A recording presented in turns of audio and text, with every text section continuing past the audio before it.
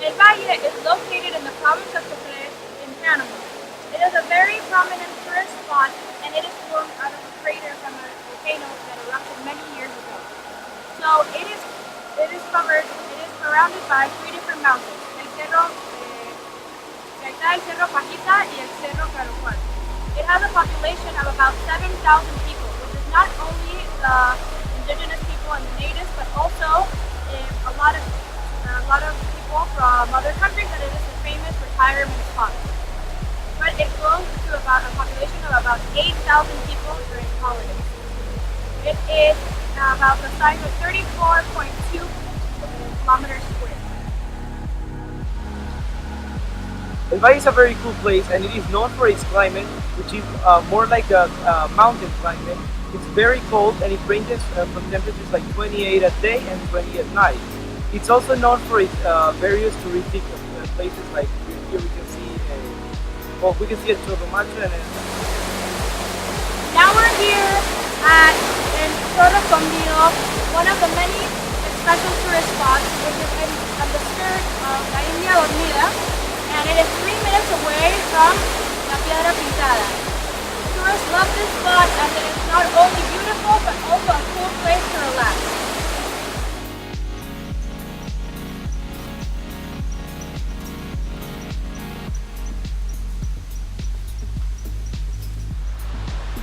Here we are at La Piedra Pintada, one of the most visited places in El Valle. I'm here with Pedro Valdez, that's going to explain some of the meaning of this rock. It is a mysterious rock that was found, and it is mostly considered to be a map, with people still trying to decipher what each and every pictogram means.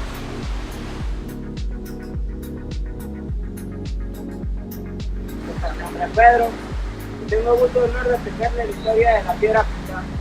Todo lo que ve aquí es su mapa. Es un mapa del Valle Anton con San Carlos. La primera bolita que se encuentra ahí arriba es el Cerro de Campana. Bajando, se encuentra el Cerro Picante, que le la forma la cabeza de un caballo. Estos 5 lobitos tienen la laguna de San Carlos. Este es el mapa, catalogado con San Carlos, para llegar a ese punto blanco.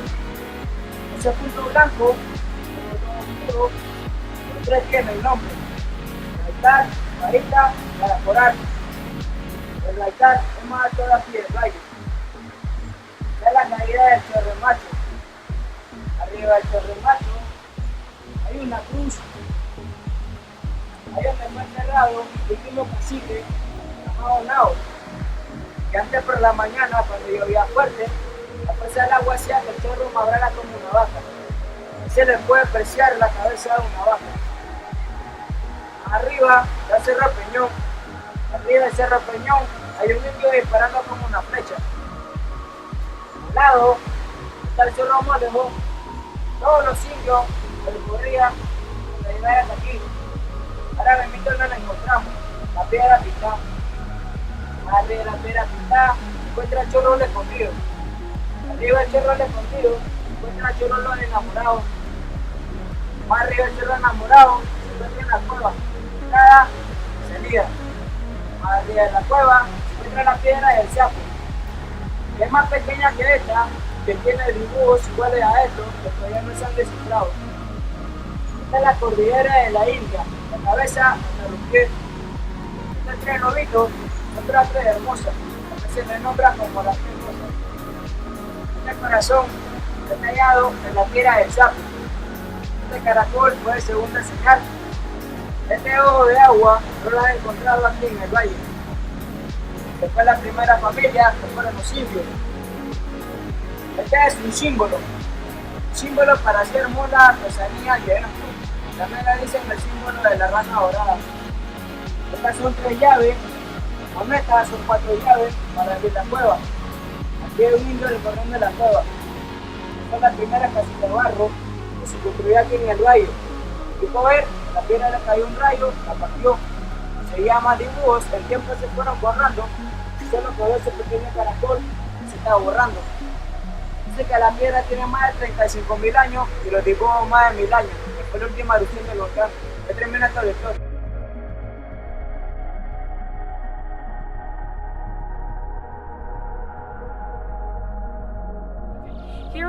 at the highest point in El Valle, La Cruz. Here you can see all of El Valle and all of its glory. Up here in La Cruz, we can see that despite the fact that El Valle has grown population-wise and economic-wise, that there has been very little deforestation, that El Valle has stayed the beautiful paradise surrounded with trees, even though so many people have migrated here.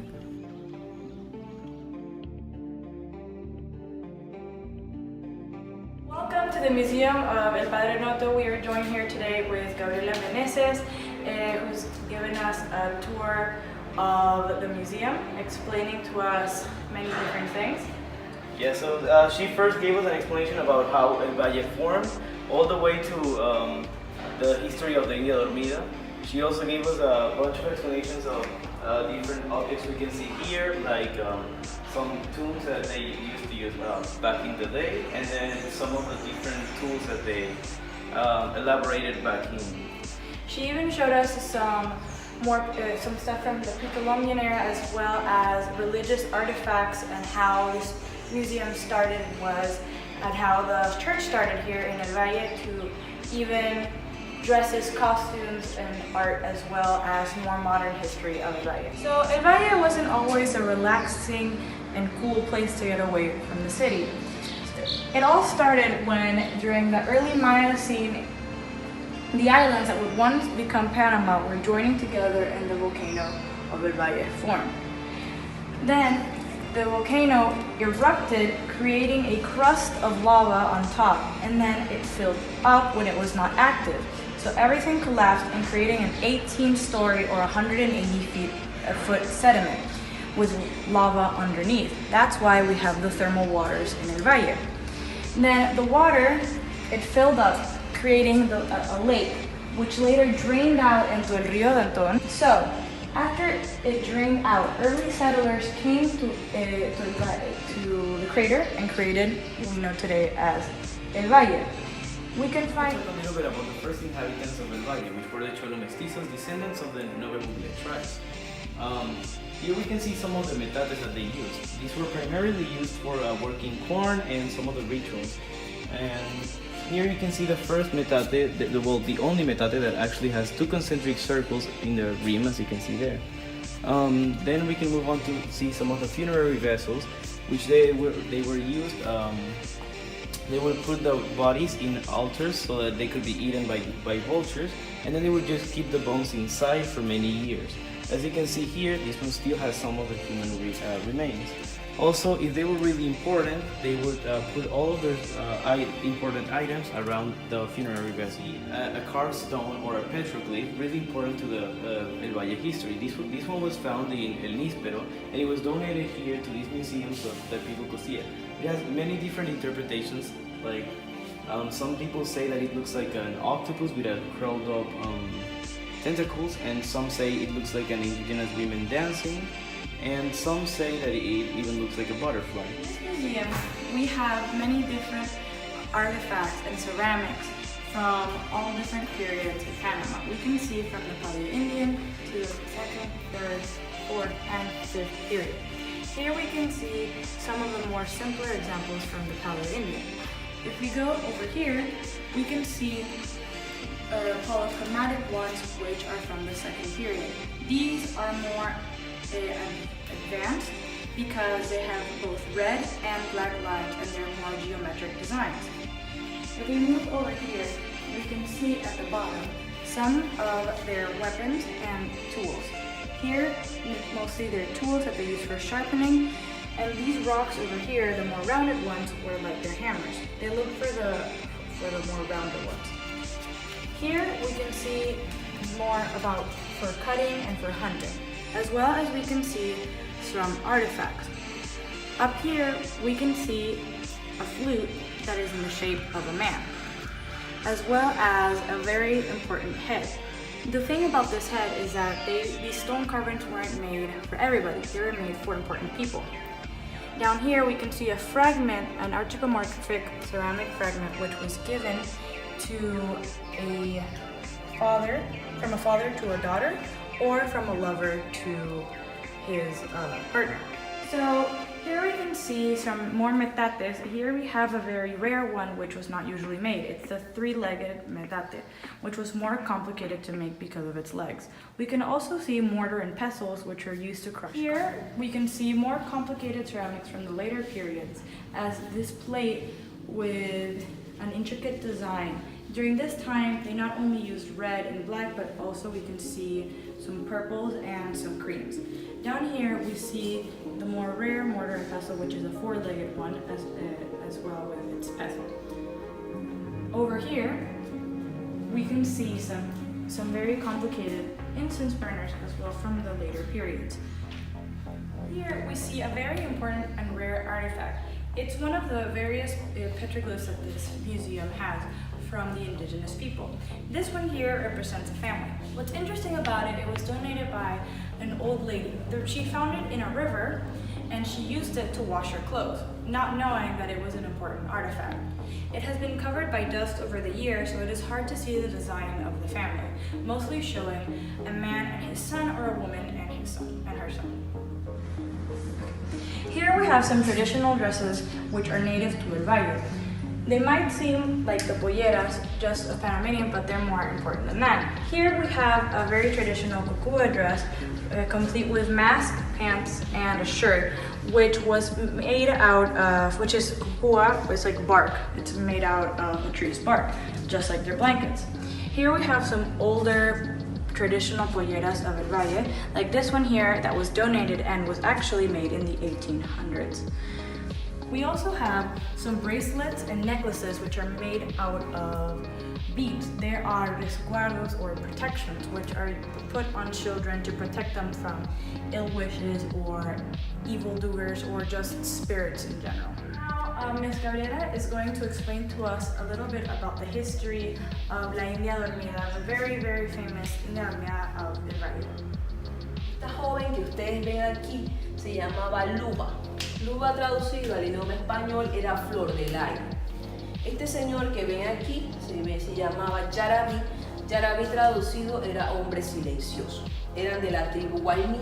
Se dice que a Luba desde pequeña le matan a su madre y el que se encarga de la educación de Luba es su padre, el cacique Urraca.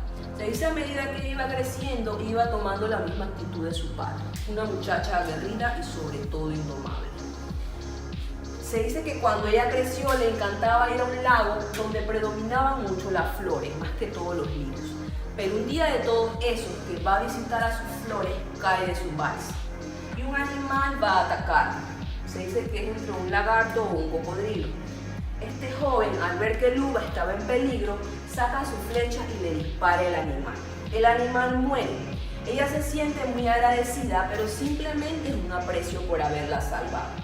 No más allá, ya que se dice que Luba quería a Yarabí como si fuera su hermano. Pero Yarabí amaba a Luba. ¿Qué pasa? Llegan los españoles a las tierras de Sébaco. Sébaco era otra tribu cercana a la del cacique Urraca. Sébaco más que todo se dedicaba a la agricultura. Pero ¿qué pasa? En ese tiempo ninguna tribu se llevaba con la otra, estaban en guerras. Y Sébaco había secuestrado al hermano de Yarabí, Ixtu. Ixtu logra escaparse y él es el que le informa al cacique que los españoles iban a invadir sus tierras. Se dice que en ese momento el cacique se llenó tanto de rabia y tanto de ira, ya que él decía que no iba a permitir que jamás lo convirtieran en esclavo, y mucho menos que le quitaran todas las tierras que ellos habían trabajado con su esfuerzo, que si era posible él daría su vida por su pueblo. A pesar, como su nombre lo decía, que este hombre era muy callado, muy silencioso, se dice que era un experto en manejar las armas y en dirigir un ejército. Y el cacique Urraca lo nombra jefe de su ejército. Con todo eso, el sueño de Yarabí estaría a punto de realizarse. ¿Por qué? Porque el cacique Urraca casaría a su hija Luba con Yarabí. Entonces, ¿qué pasa? Llegan los españoles a las tierras de Urraca. Se dice que este señor, este español llamado Rogel de Loira, tenía dos propósitos. El primero era enamorar a esta joven doncella. Y el segundo era sacarle a ella donde su padre guardaba los tesoros. Él decía que eso era pan comido, por la simple razón de que Luba era una indígena. Pero Cuando conoce personalmente a Luba, se enamora perdidamente de ella. Entonces, él entre sus adentros decía, ¿ahora qué hago? No quiero hacerle daño a esta joven doncella, pero tampoco puedo traicionar a mi raza. Así que tengo que seguir con el plan. Se veían a escondidas, tuvieron amoríos, hasta que un día Yaraví los descubre y entiende muchas razones de la por qué Luba lo rechazaba. Se dice que cuando Luba se encontró con Yaraví, Yaraví le dice, Luba, ¿tú estás traicionando a nuestra raza? Ella decía que no, porque no había contado nada acerca de su pueblo. Pero no podía mentirle que se había enamorado del español Rogel de Loira. En ese instante, a Yaraví se le termina de romper su corazón, ya que él decía desde pequeño que la única mujer que ocuparía su corazón sería Luba, no otra. Al ver que Luba estaba enamorado de otro hombre, él decide irse y llegar a una montaña muy empinada y se lanza de un vacío. Muere. Luba se siente muy culpable porque ella decía que la muerte de Yaraví había sido a causa de este amor prohibido. Entonces decide reunirse con Rogel de Loira y decirle adiós. Nuestro amor no puede ser. Hay dos razones. La primera, si tú dices que me amas, ¿por qué tu raza destruye mi pueblo? Y la segunda, uno de los míos acaba de morir a causa de este amor. Imposible. Entonces ella sale de las tierras de Santiago de Veraguas sin comer, llorando, sin tomar agua, más que todo pidiéndole a sus dioses que la dejaran descansar de ese horrible tormento. Y en el transcurso que ella caminaba, ya las fuerzas le abandonan, ya que ella no comía, no bebía agua. Entonces se dice que ella entró en un sueño eterno del que nunca volvió a despertar. Y más que todo, el dios de la naturaleza, escuchando la súplica de esta joven doncella, fue adaptando lo que ustedes hoy en día conocen como lo que es la silueta de la India dormida. Ese según nuestro autor panameño, Julio Besos, que hizo la leyenda de la India dormida.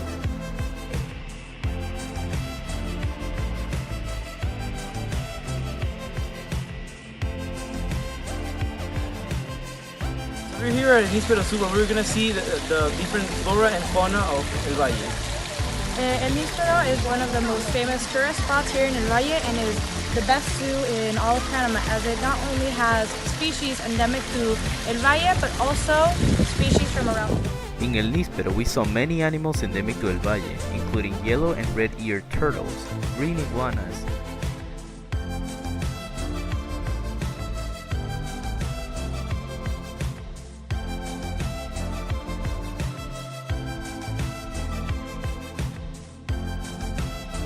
ñeques,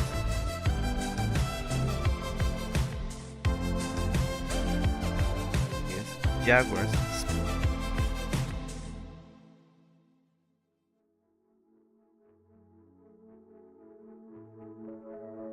spider monkey,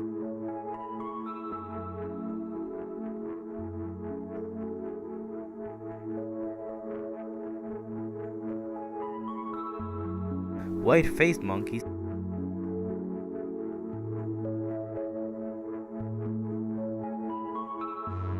and coyotes.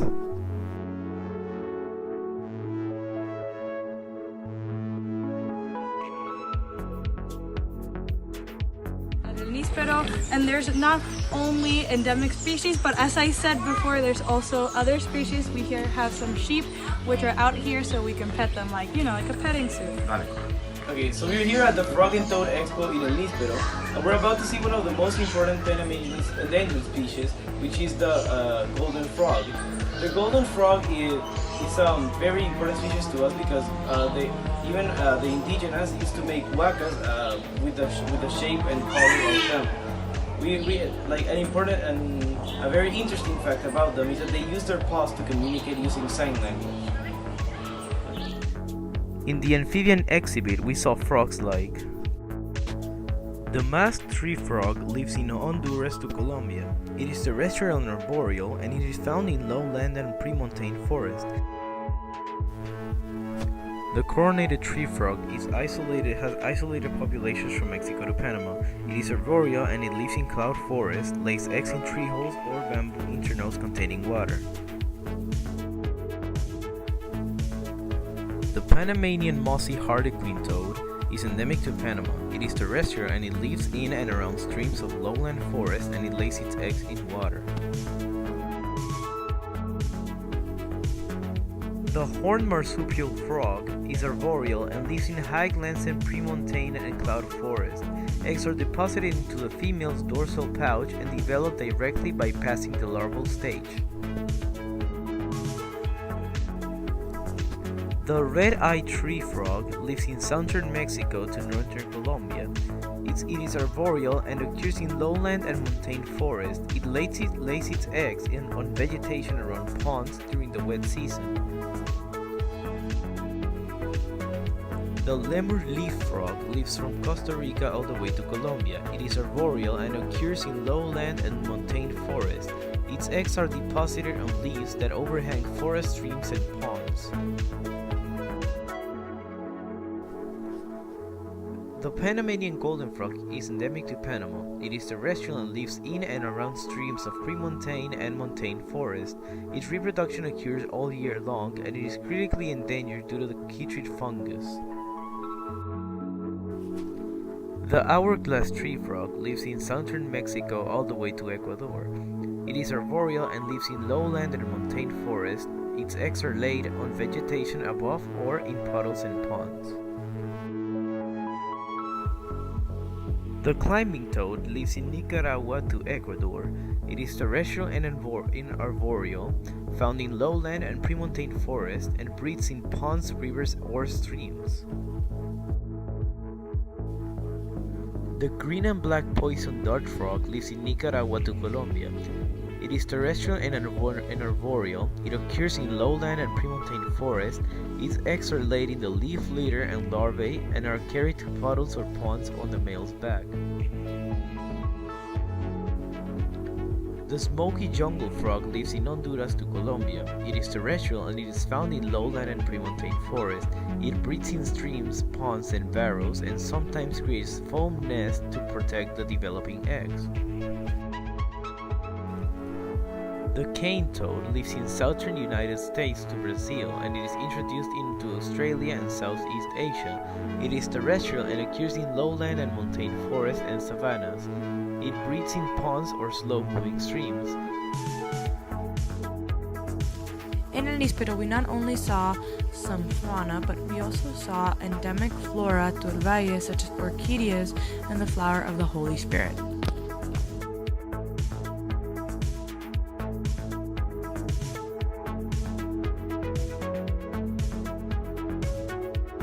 Here we are next to a very famous square tree, or otherwise known as El Árbol Cuadrado.